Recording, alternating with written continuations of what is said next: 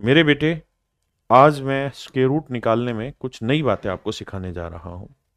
मेरे प्यारे बच्चों, एक शब्द होता है जिसे हम कहते हैं डिजिटल सम।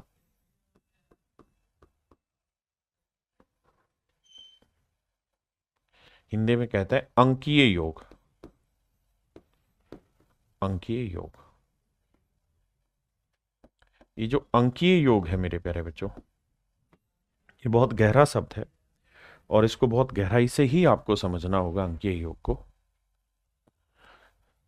मैं डिजिटल सम आपको पूरा चैप्टर यहां नहीं पढ़ाने जा रहा हूं। पहली बात, डिजिटल सम पूरा करीबन 2.5-3 घंटे का चैप्टर है जिसमें सारी चीजें समझ में आती हैं। लेकिन यहां मैं डिजिटल सम का एक बेसिक हिस्सा उठाऊंगा और वो हिस्सा उठाऊंगा जिसकी मुझे जरूरत है यहां पढ़ाने में।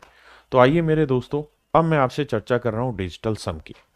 मेरे दोस्त, डिजिटल सम जो होता है, देसी भाषा में अभी के लिए कहूं तो 9 से भाग देकर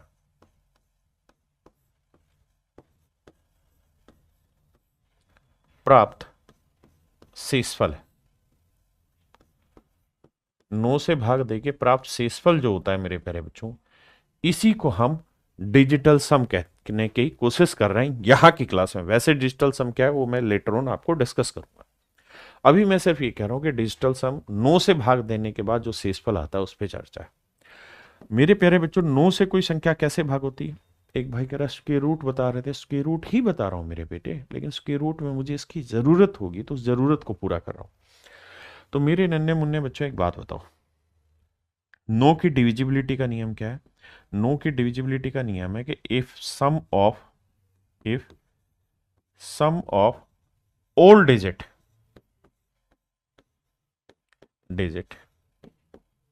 डिजिट स्पेलिंग क्या हुई भाई? Digit. If sum of all digit are divisible by 9 then the number will divide that number.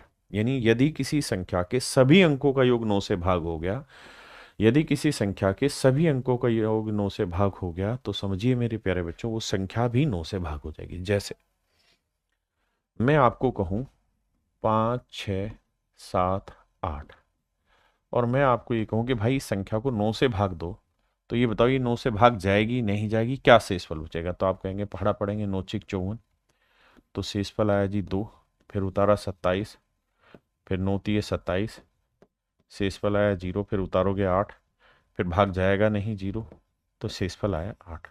मैं इसी बात को दूसरे तरीके से कहना चाह रहा हूं कि जब आप भाग दे रहे हो ना, तो 5, 6, 7, 8 नंबर है, तो 9 से भाग दे के रिमाइंडर निकालना है। तो आप एक ही काम करिए, क्या? अंकों का जोड़ देखिए। 5 और 6 11, 11 और 7 18, 18 और 8 26। कितना आ गया मेरे बच्चे? 26। अब सोचिए कि 9 से भाग दें तो शेषफल क्या आएगा? 9 दूनी 18, 18 से कितना ज्यादा है? 8, तो रिमाइंडर आया 8। रिमाइंडर आया 8, यानी अंकों के जोड़ को। क्या आप मेरी बात समझ रहे हैं? अब आ गया ये, मैं आपको कहूं 8, 2, 7, 5, 6, 3, 4, 1, ये बताइए क्या ये संख्या 9 से भाग होगी या नहीं होगी? तो आप कहेंगे कि सर अंकों का जोड़ चेक करेंगे, शेषफल 0 आया तो भाग होगी, नहीं तो शेषफल आ जाएगा। ऐप पर पढ़ लेते हैं।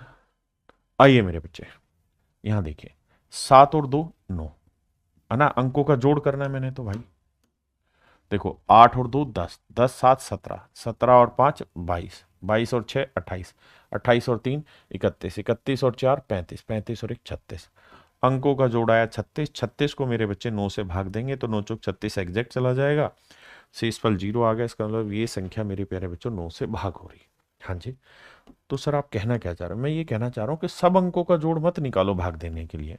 ये तो ओल्ड अप्रोच हो गई, ओल्ड स्कूल अप्रोच है। आप तो ये देखो किन किन का जोड़ 9 हो रहा है।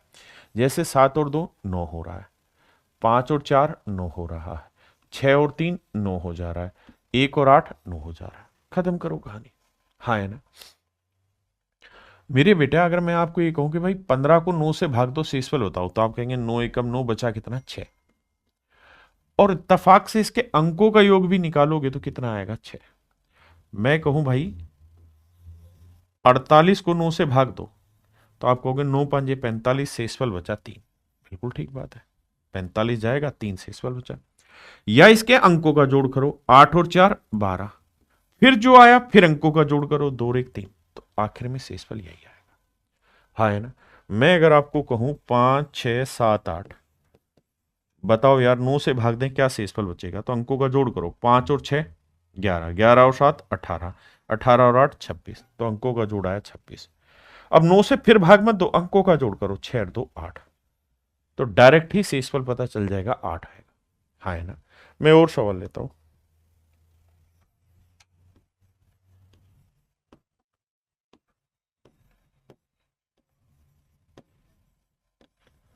बताओ मेरे बच्चे से 9 से भाग दें तो शेषफल क्या आएगा? तो सबसे पहले ये देखो कि 9 कितनी बार सीधा सीधा भाग जा रहा है। 9 कट रहा है ना? 6 और 3 9 कट रहा है, 5 और 4 9 कट रहा है, 8 और 1 9 कट रहा है। ठीक है जी। अब देखो मेरे बच्चे, 5 और 3 8, 8 और 7 15, 15 आया तो 9 से भाग देंगे, शेषफल 5 और 1 क्या बनेगा? 6। क्या आप ये बात समझते हैं मेरे बेटे? समझते हैं? चलो एक और बताओ, उसके बाद फिर कहानी आगे ले चलेंगे। 3 2 5 4 1 2 3 4 5 6। बताओ मेरे प्यारे बच्चों, इसका डिजिटल सम क्या होगा? इस नंबर का डिजिटल सम क्या होगा? डिजिटल सम का मतलब मैं ये जानना चाह रहा हूं कि इसे 9 से भाग दें तो शेषफल क्या आएगा, ये बताइए। अगर आप ये बता देंगे तो मैं मान जाऊंगा कि आप समझदार हैं। तो आप कहेंगे देखो सर 5 और 4 9, हाँ जी 5 और 4 9, बहुत सुंदर। 6 और 3 9, फिर कुछ और तो नहीं जा रहा सर, तो 3 और 2 5, 5 और 1 6, 6 और 2 8, यानी इसका डिजिटल सम आएगा 8। इसका डिजिटल सम आएगा मेरे बच्चे 8। क्या आप सहमत हैं? बहुत बढ़िया। अब मेरे दोस्त, मैं एक चीज और कह रहा था। अगर मैं कहूं कि भाई 53 जमा 41 बराबर 94, मैं आपसे ये जानना चाहता हूं क्या ये जोड़ ठीक है डिजिटल सम के थ्रू? मैं ये जानना चाहता हूं क्या ये जोड़ ठीक है डिजिटल सम के थ्रू जोड़ के? नहीं तो आप कहेंगे देखिए सर, आप घबराओ नहीं, आप डिजिटल सम निकालो। यहां अंकों का योग 5 और 3 8, यहां अंकों का योग 4 और 1 5। अब क्या होगा सर? जोड़ का निशान है तो जोड़, तो 8 और 5 13, तो डिजिटल सम 1 और 3 क्या आया? 4। 1 और 3 क्या आया मेरे बच्चे? 4। हाँ जी। यहां देखोगे डिजिटल सम तो 9 तो कट ही गया, बचा कितना? 4। तो सर हाँ बराबर आ रहा है, इसका मतलब ये इक्वल हो सकता है। इसका मतलब मेरे प्यारे बच्चों ये इक्वल हो सकता है। अब मैं और एग्जांपल लेता हूं। मैं आपको कह रहा हूं 39 जमा 26 260, ठीक है जी। और मैं आपसे ऑप्शन में ये पूछना चाह रहा हूं कि ए बी सी डी। और बाबू इसका उत्तर मैं दे रहा हूं 9 7 16, 6 3 9 और 1 10, 2 और 1 3, 306। हाँ जी यही आ रहा है। अगला मैं ले रहा हूं 90, उससे अगला मैं ले रहा हूं 943, उससे अगला ले रहा हूं मैं 810। मेरे प्यारे बच्चों, मैं ये जानना चाहता हूं कि इन्हें बिना जोड़े क्या आप बता सकते हैं कि इसका कौन सा आंसर होगा?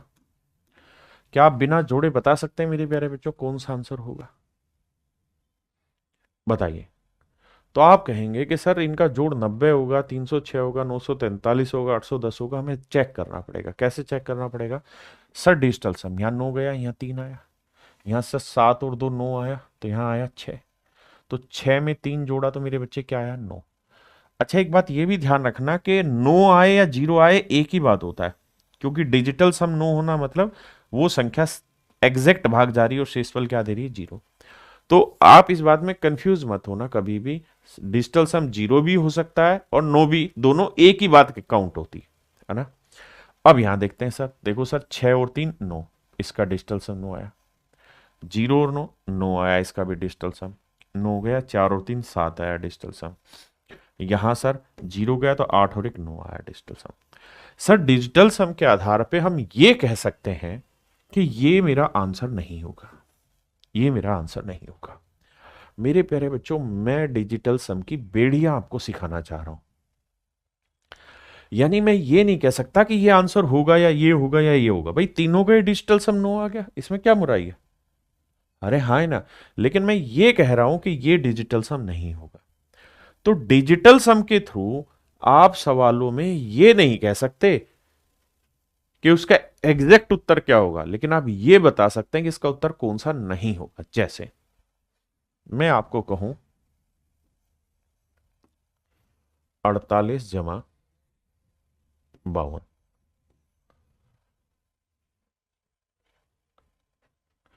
बराबर, बताइए option A B C D.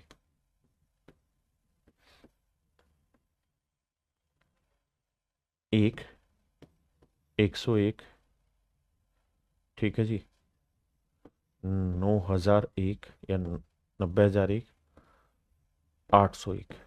बताइए कौन सा आंसर है? मेरे दोस्त बताइए कौन सा आंसर है?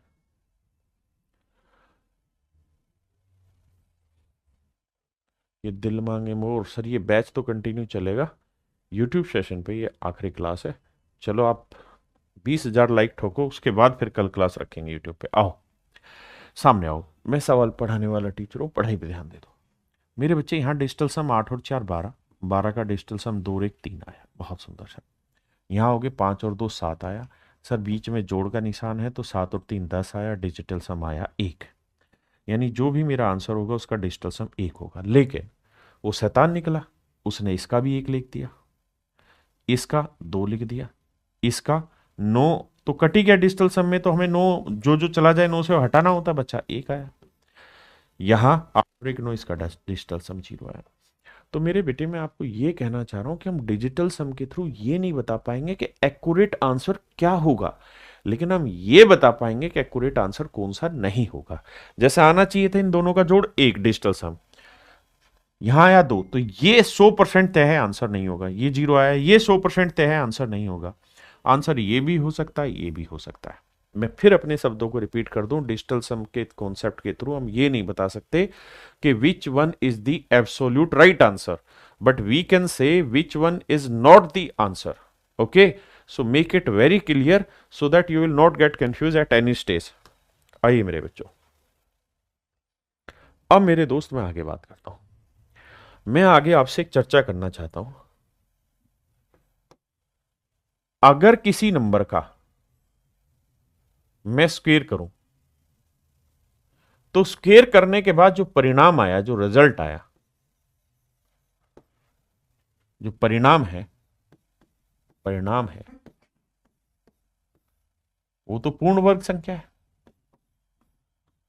आप कहेंगे हाँ सर पूर्ण वर्ग संख्या, इसमें तो कोई दो राय नहीं आपकी बात। जो रिजल्ट आएगा वो एक परफेक्ट स्क्वेयर नंबर आएगा। क्यों सर? अरे बावलो, मैं पहले ही तुम्हें कह रहा हूं कि मैं किसी नंबर का स्क्वेयर कर रहा हूं। अगर मैं किसी नंबर का वर्ग करके कोई रिजल्ट लिख रहा हूं तो इसका मतलब वो अपने आप में परफेक्ट स्क्वेयर है, तभी तो। अरे ढक्कनो, अगर मैं तुम्हें 10 का वर्ग लिख दे रहा हूं तो ये 100 आया, तो ये 100 परफेक्ट स्क्वेयर होगा या नहीं होगा? होगा ना ढक्कन। क्यों होगा भाई? रे भाई इसलिए होगा मेरे बेटे, क्योंकि ऑलरेडी किसी का स्क्वेयर है, तो यानी इसको इस फॉर्म में लिखा जा सकता है, और इस फॉर्म में लिखा जा सकता है, तो परफेक्ट स्क्वेयर होगा। विपिन नहीं बता सकते भाई, बात आई समझ में? अब मैं क्या कहना चाह रहा हूं, मेरे पॉइंट को समझना। अब मेरे बेटे, मेरे नन्हे मुन्ने शेर हो,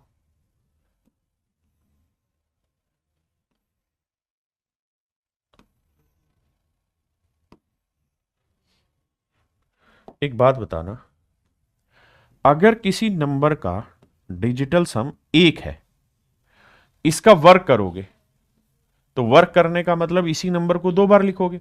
भाई ये कोई नंबर है n, इसका मैंने वर्ग किया तो इसका मतलब यही हुआ ना कि n इंटू एन।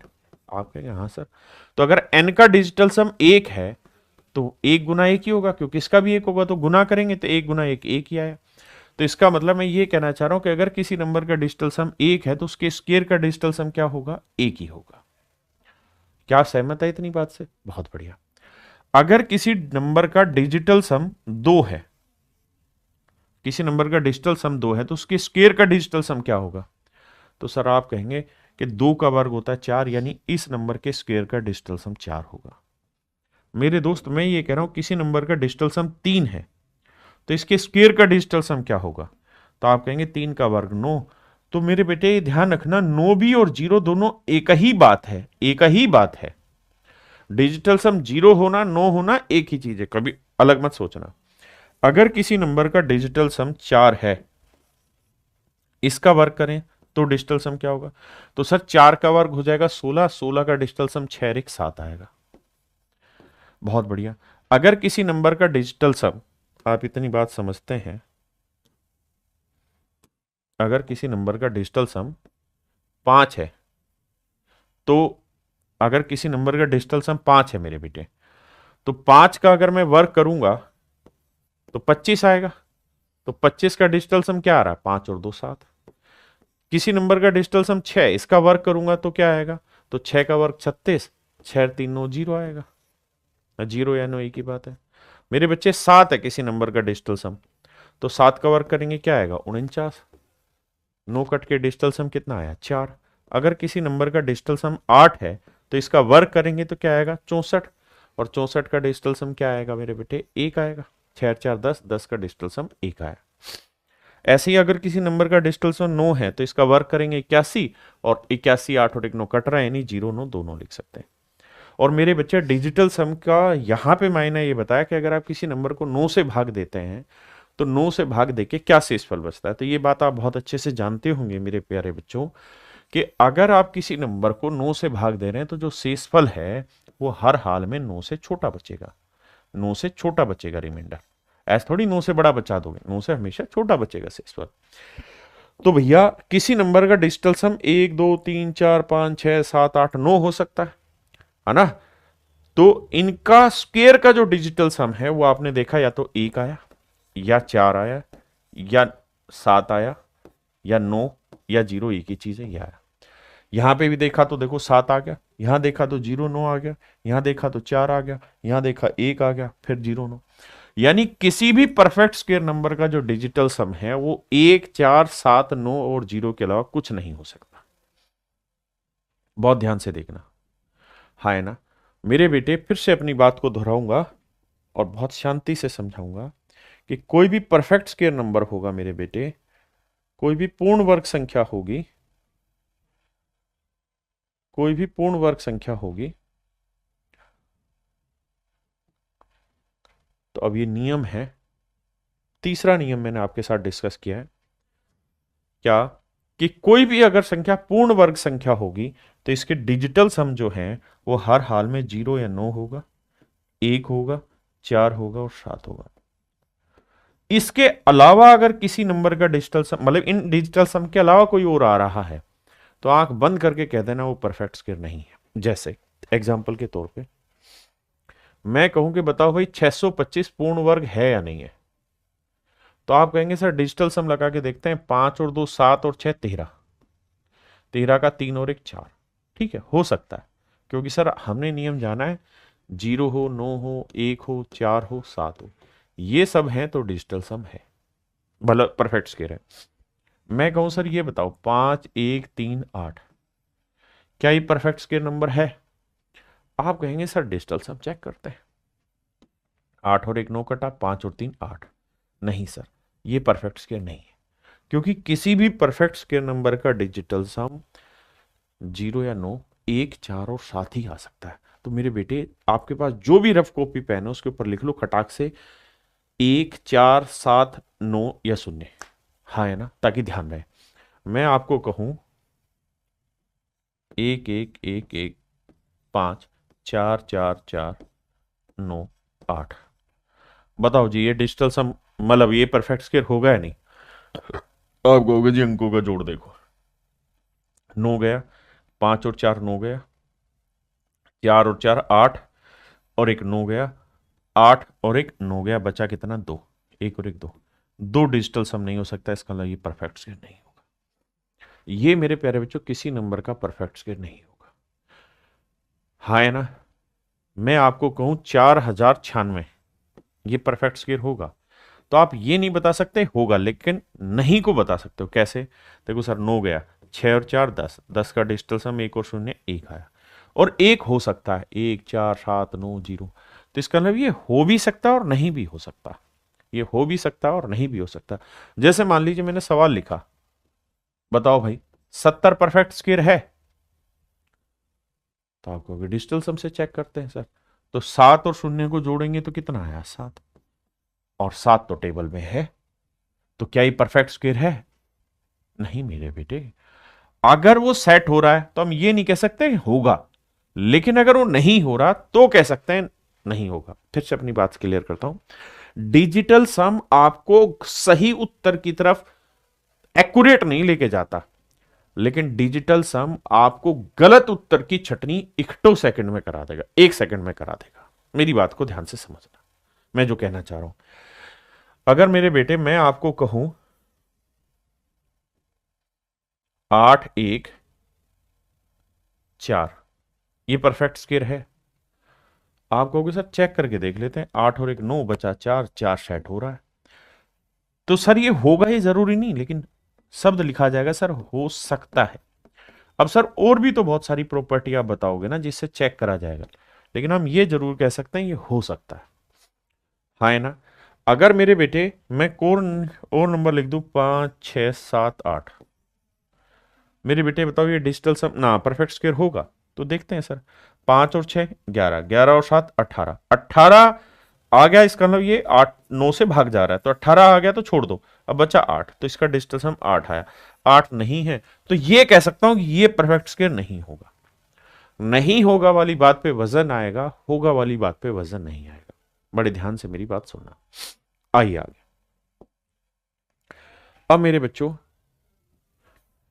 कोई भी नंबर परफेक्ट स्क्वायर होगा, rules to identify perfect square number.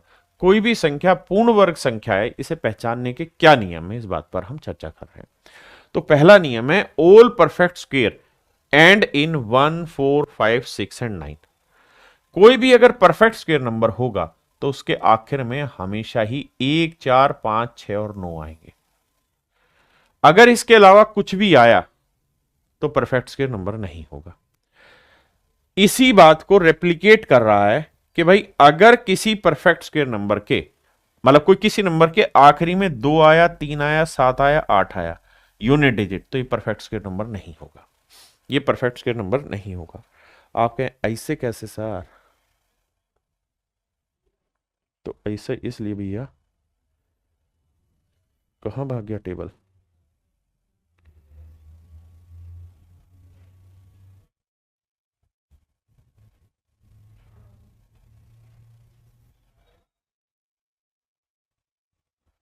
आ जाओ। आपने यहां नंबर देखे और इनका वर्ग भी क्या होगा। किसी भी परफेक्ट स्क्वायर नंबर के आखिर में 1 आ रहा है, 4 आ रहा है, 9 आ रहा है, 6 आ रहा है, 5 आ रहा है, यही मिलेंगे आपको। और अगर जीरो मिला तो डबल जीरो मिलेगा, सिंगल जीरो नहीं होगा। आप करके देख लो, 1 4 9 6 5 के अलावा कोई भी नंबर नहीं मिलेगा यूनिट डिजिट में।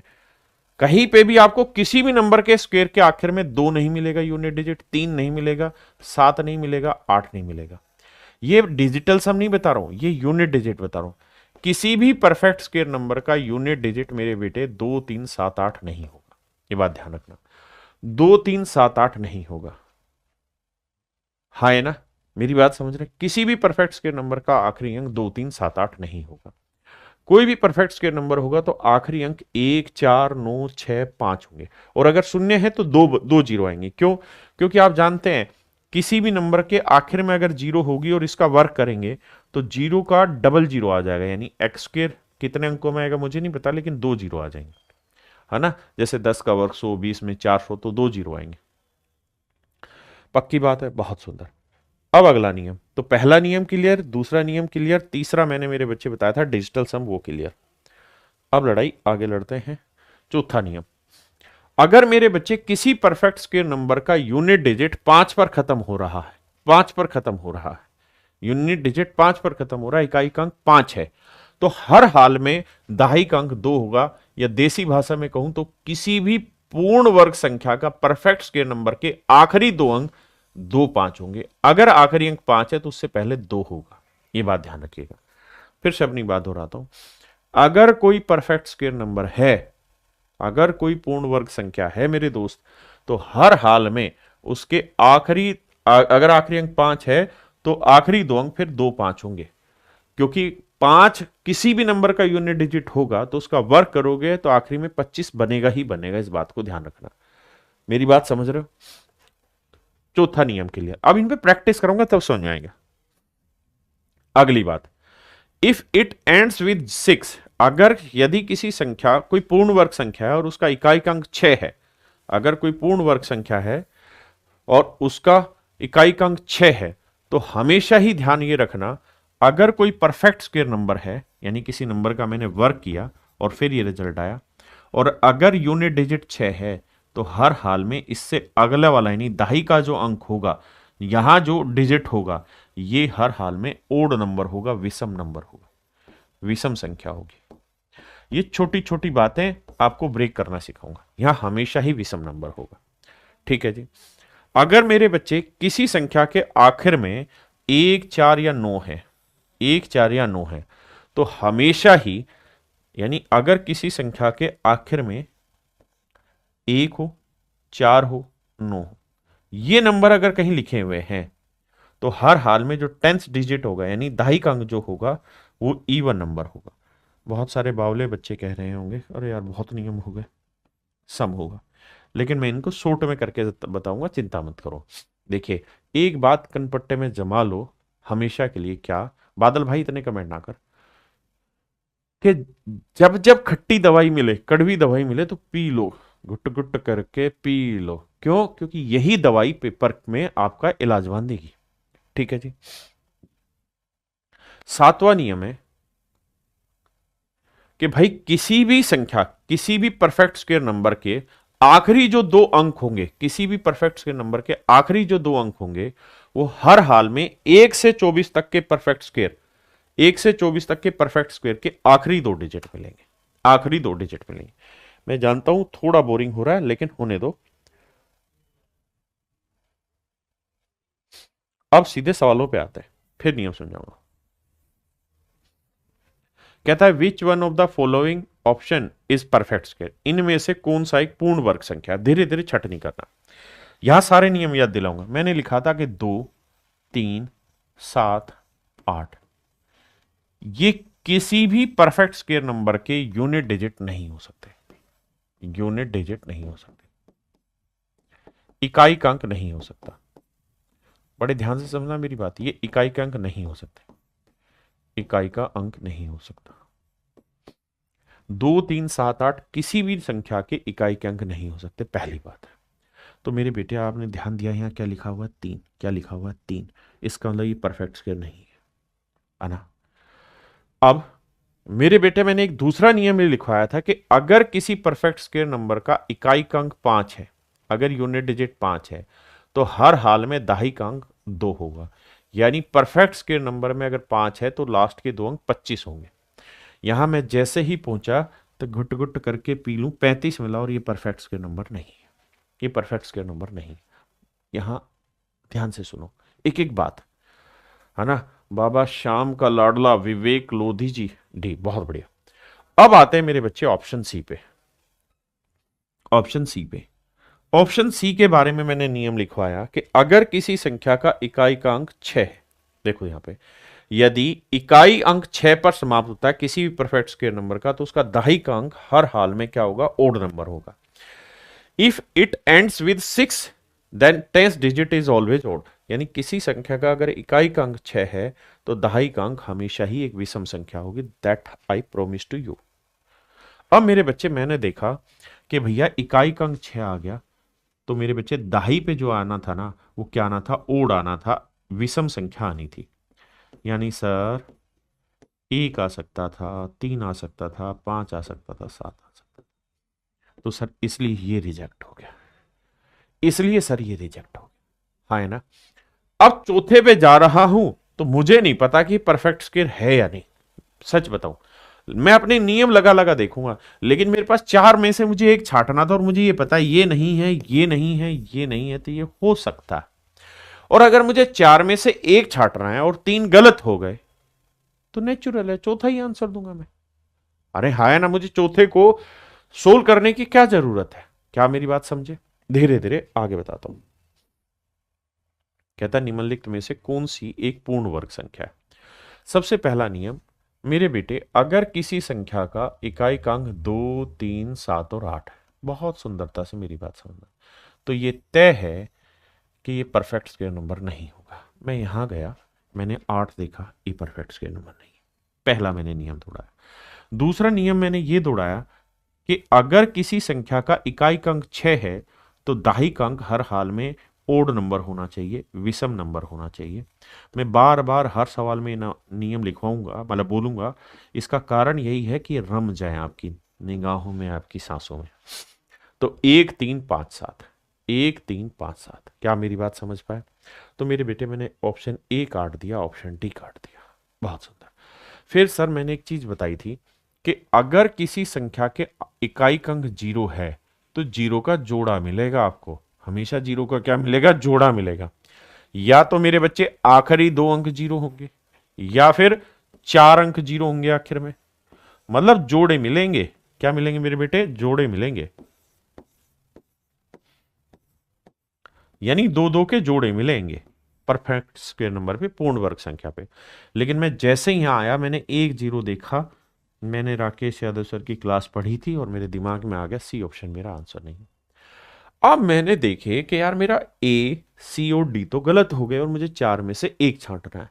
आई डू नॉट नो कि ये परफेक्ट स्क्वायर है भी या नहीं, लेकिन मुझे चार में 300% गलत हो गए तो ये मान लेता हूं होगा। मुझे चेक क्यों करना है? मुझे भी नहीं पता है या नहीं, लेकिन ये तीन तो साफ साफ दिखा के नहीं है।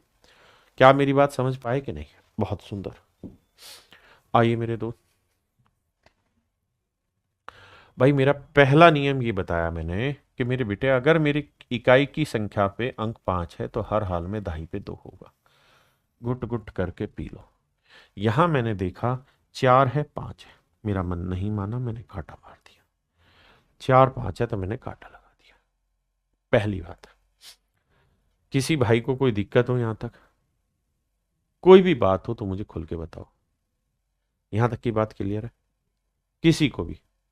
तो मतलब मेरा ए ऑप्शन गलत हो गया। अब मुझे ये बताओ, और कहीं बात नहीं करेंगे, अब डी पे आते हैं। डी पे क्या नियम है?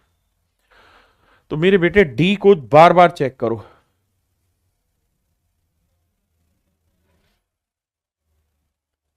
देखो ध्यान से, सवाल कहां था?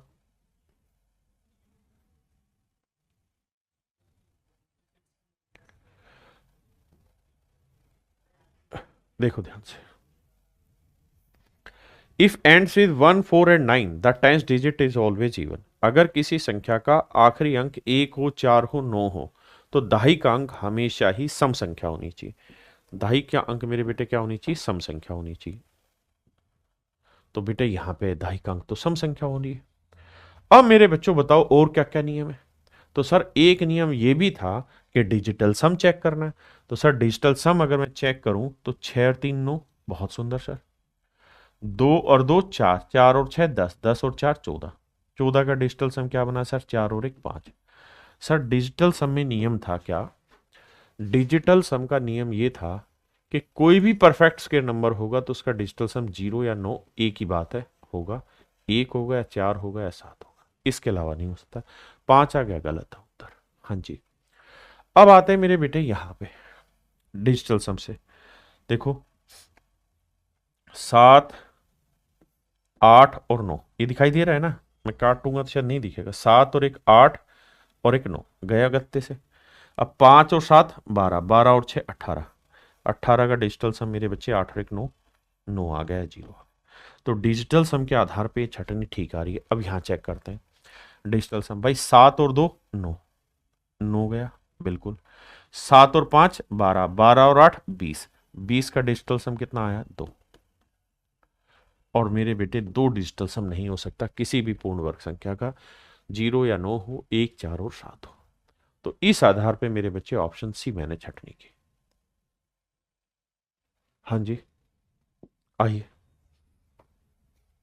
कह रहा है निम्न में से कौन सी पूर्ण वर्ग संख्या नहीं है। इस बार उल्टा पूछा है। पिछले सवाल में पूछा था विच one is perfect square number. इस बार पूछ रहा है कि कौन सी पूर्ण वर्ग संख्या नहीं है। यहां क्या है कि आपको ज्यादा दिमाग दौड़ाना होगा, क्योंकि 3 परफेक्ट स्क्वायर होंगी, एक नहीं होगी।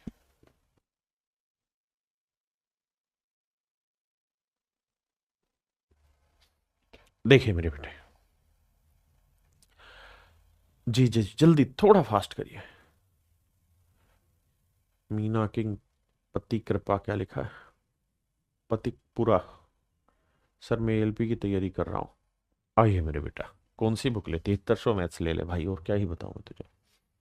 देखो यार, पहला नियम था कि कोई भी परफेक्ट स्क्वायर नंबर होगा तो उसका यूनिट डिजिट 2, 3, 7 और 8 नहीं हो सकता। पहला नियम, यूनिट डिजिट नहीं हो सकता। पहली चीज तो मैंने ये पकड़ लेनी। तो मैंने देखा कि सर 2, 3 आ गया। यूनिट डिजिट 2, 3, 7, 8, 3 आ रहा है। बाकी जगह सब सेटिस्फाई कर रहा था, ये नहीं होगा। और उसने यही पूछा था कौन सा नहीं है। तो मेरे बच्चे, ऑप्शन सी मेरा 1 सेकंड में निकल के आ गया। ऑप्शन सी मेरा 1 सेकंड में निकल के आ गया, है ना। अब मुझे नहीं पता कि ये कौन से हैं, इनमें से कौन से नहीं है, लेकिन ये तय है ये परफेक्ट स्क्वायर नंबर नहीं है। तो ऑप्शन सी 1 सेकंड में निकल के आ गया। हाँ जी, आई। इसमें पूछ रहा है कौन सा परफेक्ट स्क्वायर नंबर नहीं। तो आप जानते हैं 2, 3, 7 और 8 ये पूर्ण वर्ग संख्याएं हो ही नहीं सकती। ये मेरे प्यारे बच्चों पूर्ण वर्ग संख्याएं हो ही नहीं सकती जिसका इकाई का अंक 2, 3, 7, 8 हो। जैसे ही 8 देखा, पल्ले पड़ गया कि सर लफड़ा है। पल्ले पड़ गया सर लफड़ा है। 8 आया तो ये यूनिट डिजिट नहीं हो सकता। सच बोलूं तो मुझे नहीं पता कि इनमें से कौन सा परफेक्ट स्क्वायर है या नहीं, ए बी सी में है या नहीं। लेकिन डी दिखाई देगा पहला ही नियम से, 2, 3, 7, 8 से। 2, 3, 7, 8 परफेक्ट स्क्वायर नंबर का यूनिट डिजिट नहीं हो सकता। ये ठीक है। कह रहा कौन सी एक पूर्ण वर्ग संख्या है। तो देखिए यार, सबसे पहला नियम 2, 3, 7, 8 एप्लीकेबल ही नहीं। 8 दिखाई दे गया, गोचा लगा दो। यहाँ 0 दिखाई दे रहा है, गोचा लगा दो, क्योंकि 0 के लिए डबल 0 होनी चाहिए। हाँ है ना।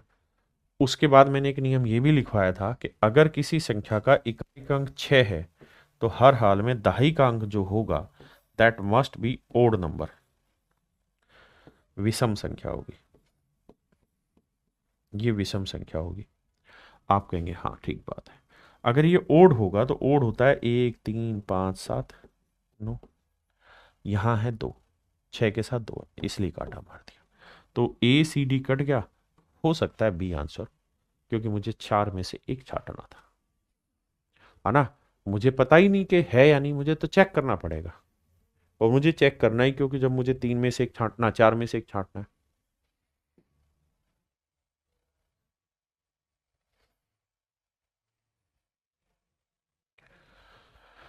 देखो मेरे भाई, सबसे पहला नंबर तो ये है कि भैया 2, 3, 7, 8 नहीं होना चाहिए। पहला नियम लगा दो, 2, 3, 7, 8 ये। ऑप्शन बी काटा लग गया। ऑप्शन बी आंसर नहीं। ठीक है जी, अब आगे आते हैं। अब ये है मेरे बच्चे कि भैया 6 का दिखाई दे रहा है तो 6 के साथ और नंबर होना चाहिए, वो ए और डी दोनों में दिख रहा है। और 9 है तो इवन होना चाहिए, वो भी दिख रहा है। तो इसका मतलब तो अब डिजिटल सम चेक उड़ाना पड़ेगा। तो देखो डिजिटल सम हल्का हल्का करता हूँ। 9 कटा, बिल्कुल गया।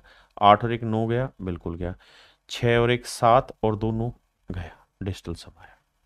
क्योंकि डिजिटल सम 0, 9, 1, 4, 7 आ सकता है। ये परफेक्ट करिए। हाँ, 9 गया, 8 और 1 9 गया, 9 गया, 3 और 2 5, 5 डिजिटल सम नहीं हो सकता, इसलिए परफेक्ट स्क्वायर नहीं है। यहाँ ये मेरे बेटे देखो, 6 और 3 9 गया, 5 और 5 10, 10 और 7 17, 17 का डिजिटल सम 7 और 1 8 नहीं हो सकता, ये परफेक्ट स्क्वायर नहीं। तो इस लिहाज से मेरे बच्चे ए ऑप्शन मेरा आंसर होगा। हाँ है ना। आए, एक भाई कह रहा है ऐड करने पे 9 आ रहा है। मेरे बेटे वो आपकी मिस अंडरस्टैंडिंग है, मतलब क्या बोलूँ उसको, कैलकुलेशन एरर है वो। आप दोबारा चेक करेंगे, शायद ठीक हो जाएगा।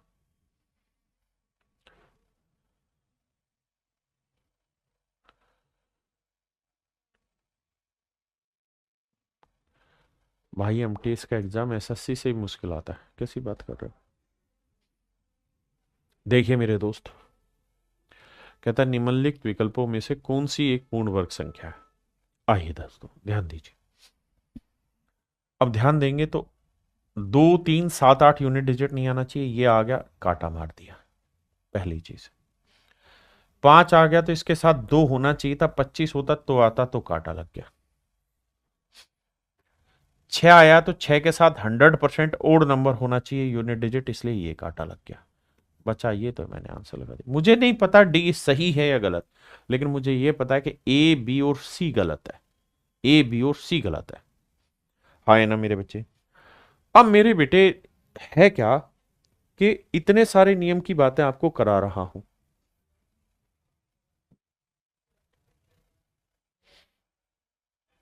इन नियमों पे एक बार फिर से चलते हैं ताकि रिवीजन अच्छा हो जाए।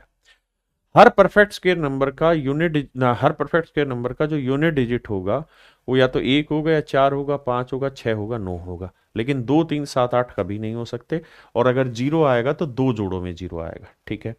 अगर कोई परफेक्ट स्क्वायर नंबर होगा तो उसका डिजिटल सम 0 9 1 4 और 7 मिलेगा। अब आया कि अगर इकाइकांक 5 है, यूनिट डिजिट 5 है, तो दहाई का 2 होगा यानी 25 होगा, तभी परफेक्ट स्क्वायर नंबर होगा। अगर इकाइकांक 6 है तो हर हाल में उसके बाद क्या लिखा जाएगा, वो हमारा विषम संख्या। लेकिन अगर इकाइकांक 1 4 और 9 है तो उसके बाद हर हाल में सम संख्या लिखी जाएगी।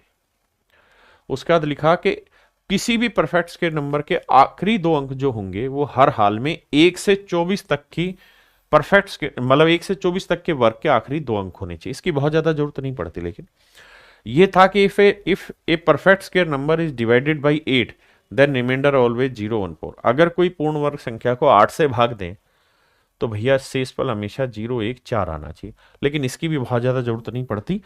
हम डिजिटल सम यूनिट डिजिट उन्हीं से तोड़ देते हैं सवाल को, हाँ है ना। अब मेरे बेटे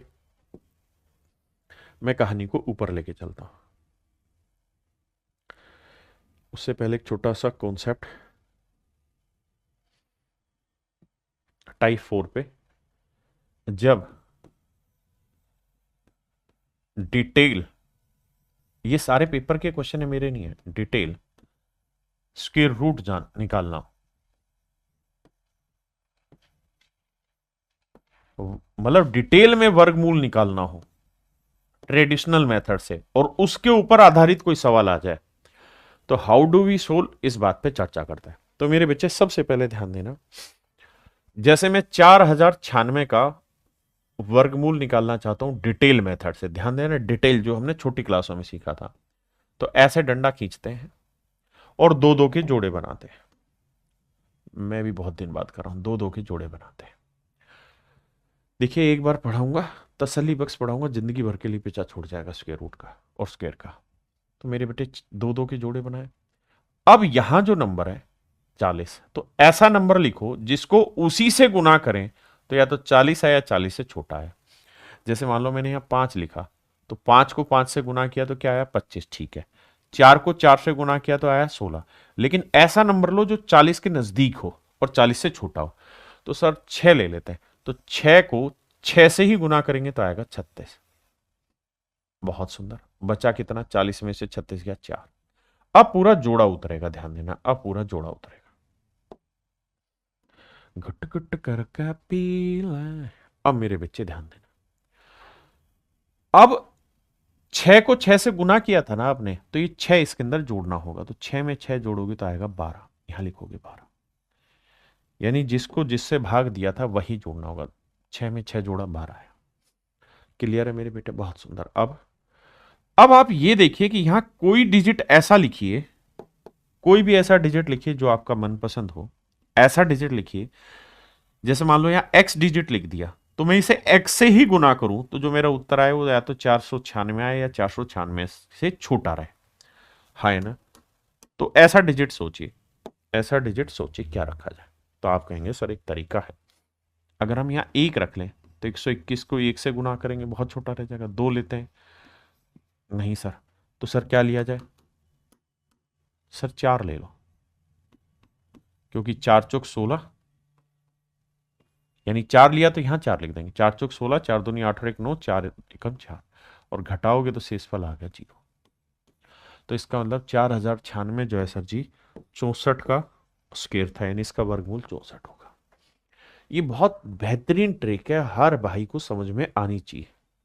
ये है असली सिलेक्शन बैच की कहानी। और लेता हूं, बड़े ध्यान से मेरी बात सुनना, गड़बड़ नहीं होनी चाहिए, समझ रहे हो? 132 25 दिखाई दे रहा है कि नहीं दे रहा? पहले ही बताओ। 132 25 दिखाई दे रहा है? अब इसका वर्गमूल निकालना है, या इससे पहले एक छोटा लेता हूं मैं।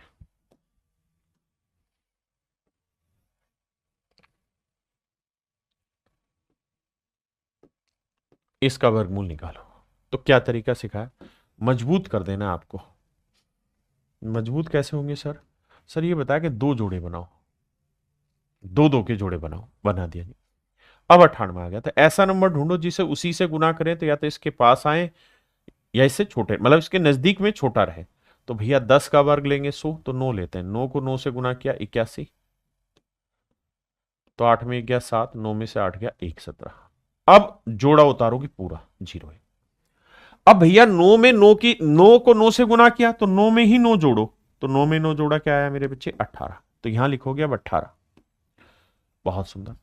अब मेरे बेटे यहां ऐसा नंबर लिखो, जिस ऐसा डिजिट लिखो जिसे उसी से गुना करें, तो या तो 1701 है या 1701 से छोटा है, या तो 1701 है या 1701 से छोटा है। अब ये कैसे करें? तो सर ये छोटी क्लास में यही तो करते थे, तो हमारे मास्टर करवाते क्या थे? तो अपनी तरफ से रख के देखो भाई, 8 रख लेते हैं। तो सर 18 8 144, मतलब 1500 1600 के आसपास बैठेगा, जबकि ये 1701 है। तो 9 से करके देखते हैं। 9 ले लो सर, 9 9 81, 9 8 है 72 और 8 80, 9 एकम 9 8 17, तो सेट हो गया। तो इसका मतलब 9 यहां जाएगा, ठीक है, जिससे गुना किया तो रिमाइंडर 0 आ गया। तो इसका मतलब ये मेरे बच्चे 99 का स्क्वायर था, यानी इसका वर्गमूल 99 था। हाँ जी, बहुत बढ़िया। अब आइए यहाँ, इटावा लवर काहे परेशान हो रहे हैं बाबू? तुम्हारा नाम है ले दिए हैं, फिर भी नहीं समझ पा रहे हैं।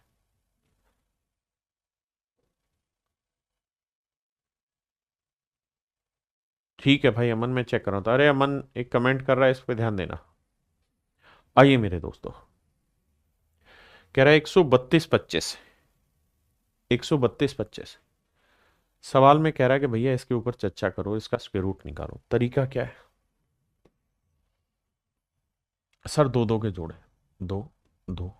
अब 2 2 के जोड़े बनाते आ रहे थे, रास्ते में एक्सीडेंट हो गया, एक ही बचा, तो हम एक को ही टैकल करना है। कैसे? सर अब ऐसा नंबर ढूंढो जिसे उसी से गुना करें, या तो एक आए या एक से छोटा, तो सर वो तो एक ही है। शेषफल आया 0, उतारेंगे एक जोड़ा 32। बहुत सुंदर। अब एक में एक जोड़ा मेरे बेटे 2, देखो ध्यान से, एक में एक जोड़ा 2। अब यहां ऐसा नंबर रखो कि उसी को उससे गुना करें, तो 32 या 32 से छोटा है, तो 2 ले देंगे, तो 22 दूनी 44, वो तो बड़ा हो जाएगा, तो नेचुरल है यहां एक लिया जाएगा। तो एक से गुना करेंगे, तो 21 एकम 21 आया। बहुत सुंदर। तो भैया 2 में से 1 गया 1, और 3 में 2 गया 1, अब उतारा 25। अब उतारा 25। अब 21 को 1 से गुना किया तो 21 में 1 जोड़ा 22। अब मेरे बच्चों हमें ये दिमाग दौड़ाना कि भाई देखो क्या था, 1 में 1 जोड़ा 2, फिर 21 को 1 से गुना किया था तो 21 में 1 जोड़ा 22। अब यह ऐसा डिजिट रखना है कि उसे उसी से गुना करें, तो रिजल्ट 1125 आए। तो क्या रखा जाए सर? 5। तो 5 रख लेंगे। तो पांचों पांचों 25, 5 दूनी 10 और 2 12, 5 दूनी 10 और 1 11, तो आंसर आया 0। बहुत सुंदर मेरे बेटा। इसका मतलब ये 132 25 जो है 115 का वर्गमूल है। 115 का वर्गमूल, मतलब माफ करना गलत बोल रहा हूं, 115 का वर्ग है, यानी इसका वर्गमूल 115 है। अब सौरभ कह रहा है ये मेथड एग्जाम में रोल प्ले करेगा क्या? प्रीवियस क्लास में जो मेथड बताए उनसे भी निकाल तो सकते ही हैं। हाँ हाँ सौरभ बेटे, हम जो भी बताएंगे सब एग्जाम की बातें बताएंगे, कोई चीज रटवाएंगे नहीं, हर चीज जहन में बैठा देंगे, जमा देंगे तुम्हारे अंदर, जिससे तुम खेल पाओ जिंदगी में। अब बात यह कि इस मेथड की क्या इंपॉर्टेंस है। पहली इंपॉर्टेंस तो आपको यह ध्यान रखनी है कि जितने भी नंबर होते हैं उसका स्क्वायर रूट निकालने के लिए जोड़े बनाते हैं, जोड़े बनाते हैं, और जितने जोड़े बनते हैं उतने ही डिजिट यहां आते हैं। जैसे एक जोड़ा यहां, एक जोड़ा, एक डिजिट, एक, अब ये पूरा जोड़ा नहीं बना तब भी एक डिजिट, तब भी एक डिजिट।